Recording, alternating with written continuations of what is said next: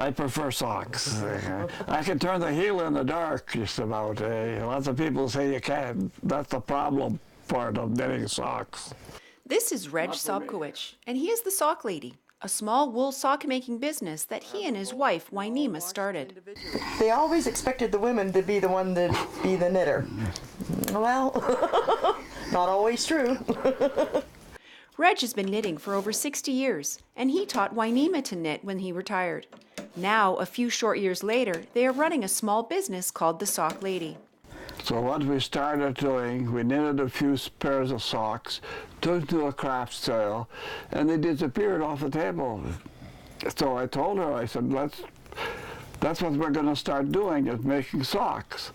I said, we'll get a machine, and we'll knit with the machine. She said, there is no machine that knits socks. Well, they did find a sock knitting machine, but it does not do all of the knitting for you.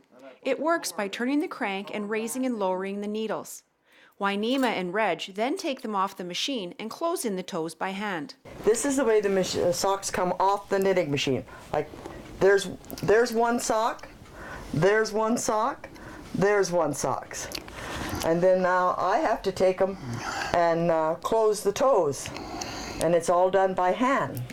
Considering that Reg is the primary knitter of the socks, I had to ask where the name the Sock Lady came from.